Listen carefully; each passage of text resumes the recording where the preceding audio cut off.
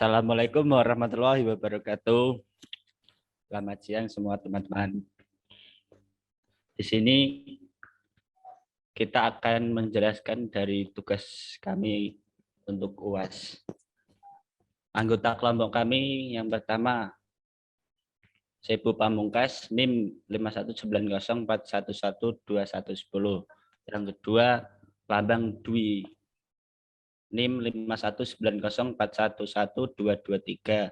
Dan saya sendiri Ahmad Calvin, NIM 5190411252. Dan yang keempat, Javier Christopher, NIM 5190411262. Dan yang terakhir, Ayers Oliver Parulian Siregar, NIM 5190411506.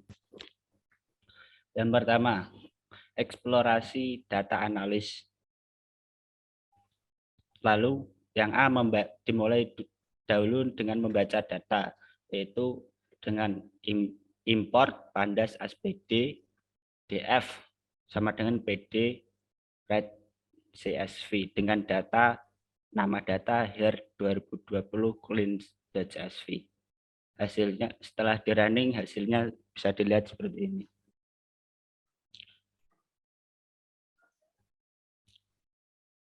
Lalu ke bawahnya lagi ada df.set, yaitu berupa hasil data sebelumnya, yaitu 18 kolom dan 300.019 dan seterusnya. Itu dah. Seterusnya ada df info dan hasilnya bisa dilihat seperti itu. Setelah itu dapat disimpulkan, dapat terlihat di atas dari ke-18 kolom, 4 diantaranya merupakan tipe data float 64, sedangkan 14 data yang lain merupakan tipe data objek. Selanjutnya yang B akan dilanjutkan oleh teman saya, yaitu Javier Christopher. Untuk Javier, persilahkan. Baik, terima kasih Alvin. Di sini saya akan menjelaskan tentang selanjutnya bagian B, tentang analisis deskriptif. Setelah kita memasukkan data dan membaca data tadi dari data HER 2020 Cleanup, di sini kita akan menganalisis deskriptifnya, yang dimana kita akan melakukan analisa deskripsi lebih mendalam dengan describe. Nah, untuk melihat jumlah rata-rata minimal dan maksimal dari data yang kita peroleh. Di sini dengan kode df describe, yang dimana dari data yang tadi, yang bersifat tipe data numerik, itu dapat dilihat bahwa jam tidur rata-rata orang di data ini adalah 7 jam sleep time, di kolom sleep time, bagian men sini. Lalu untuk kesehatan mental dan kesehatan fisik, orang yang didata itu rata-rata adalah 3. Kurang lebih 3, yang dimana bisa juga kita bulatkan menjadi 3,5 gitu. Lalu dan kemudian untuk BMI atau body mass index-nya itu nilai paling rendah seseorang yang didata adalah 12. Dan nilai yang paling tinggi adalah 94 ya. Ini ada typo sedikit. Oke. Lalu setelah itu kita akan mendeskripsikan untuk data yang bersifat objek. Di sini dari data yang bersifat objek ini, kebanyakan fitur yang bertipe objek ini memiliki value boolean, yaitu yes, no, yes atau no gitu kan. Nah, teman-teman dapat melihat di sini.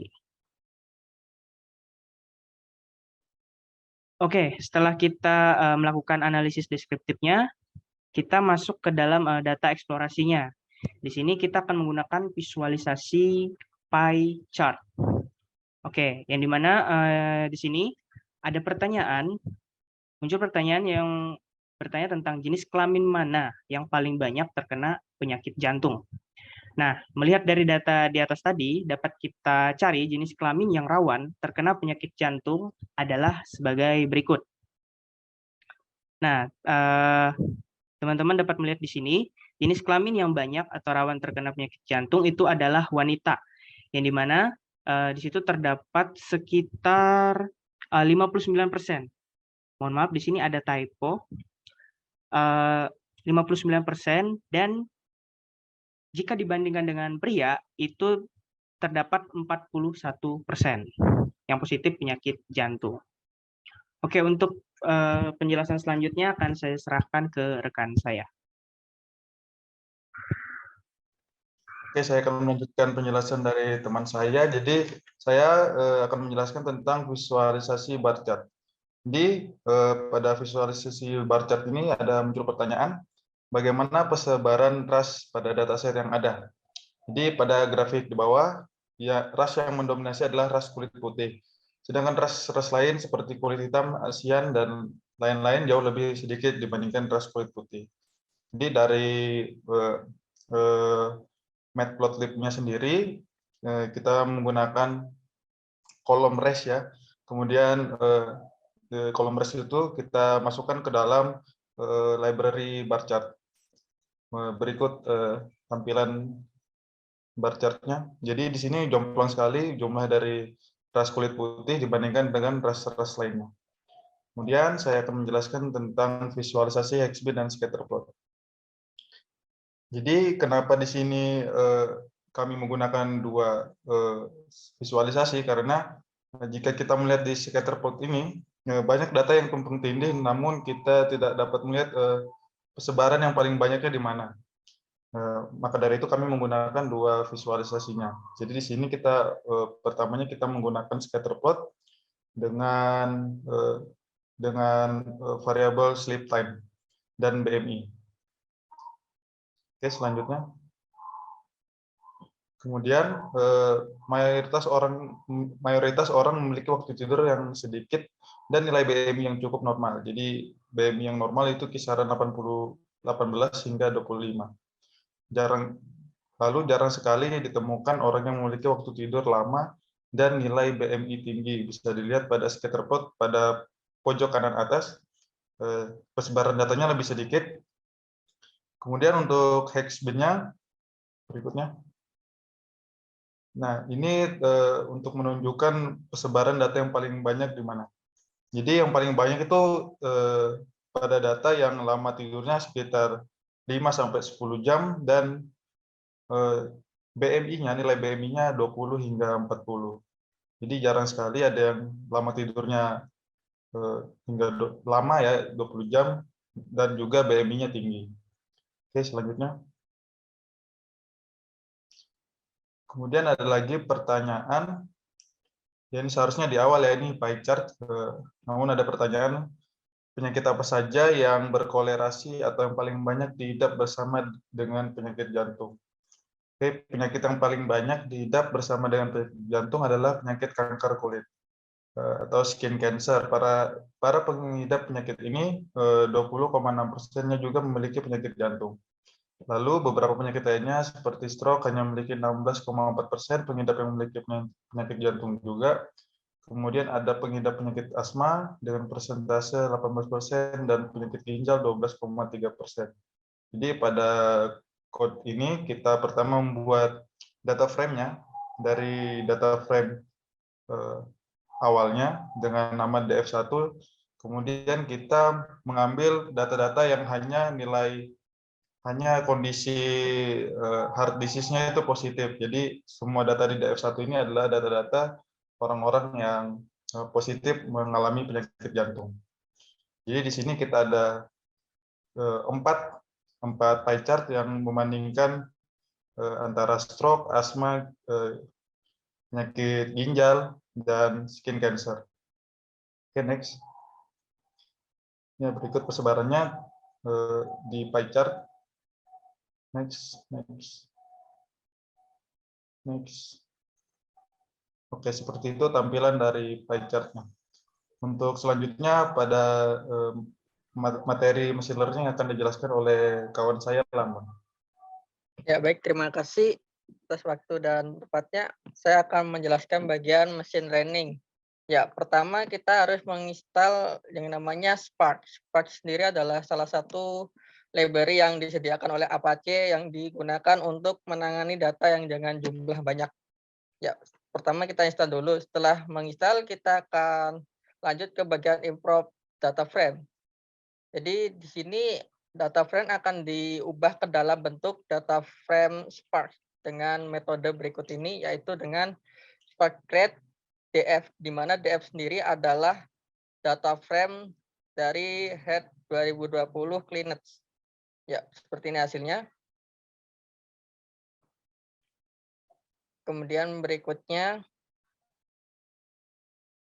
membuat mesin learning. Ya, pertama dimulai dengan klasifikasi. Untuk mencari jumlah setiap kategorinya kita gunakan slick listing, di mana itu merupakan perintah SQL yang digunakan untuk menyeleksi data yang berbeda.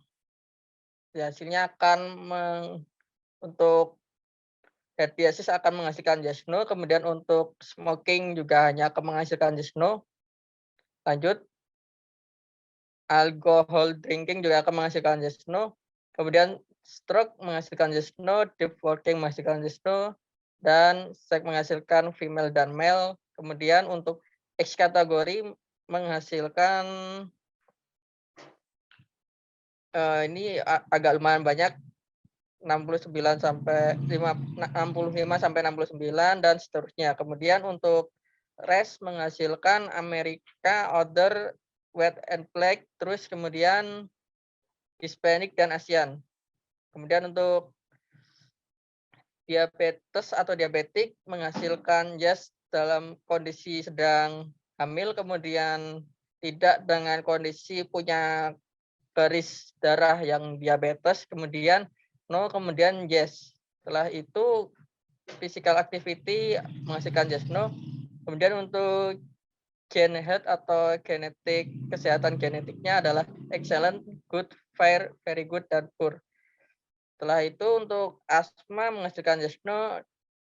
Kemudian untuk gagal ginjal menghasilkan yes no. Kemudian untuk kanker kulit menghasilkan yes no.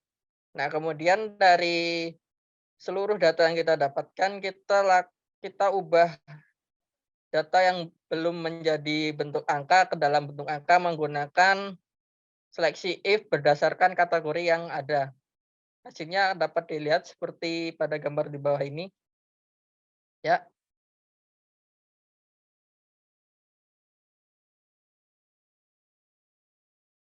Kemudian akan dihasilkan vektor assemblability seperti berikut ini.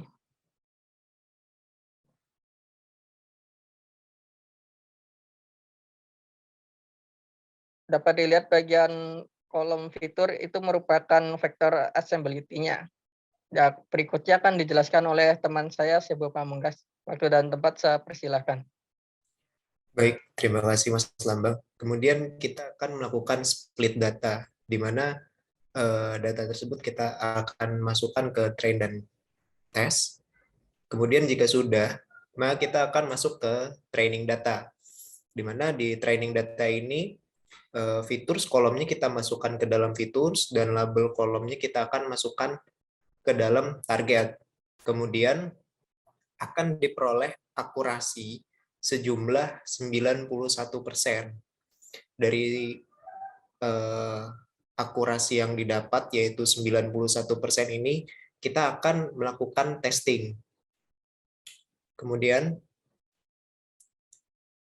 ya dapat dilihat dari testing ini maka akan memunculkan sejumlah data yang telah kita testing sebagai berikut ini.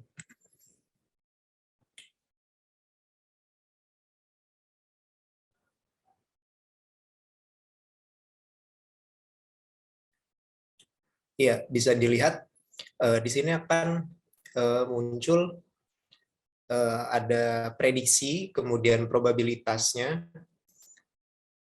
lalu kemudian next.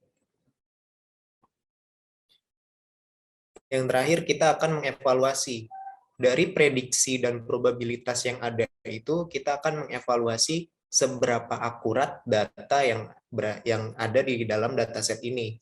Dan setelah kita evaluasi di sini berdasarkan kolom target dan prediksinya, kita mendapatkan akurasi senilai 88%. Ya, seperti itu. Saya kembalikan ke Kelvin. Ya, terima kasih untuk teman-teman atas penjelasannya. Itulah penjelasan dari kelompok kami. Apabila ada perkataan atau perilaku yang tidak berkenan, mohon untuk dimaafkan. Wassalamualaikum warahmatullahi wabarakatuh.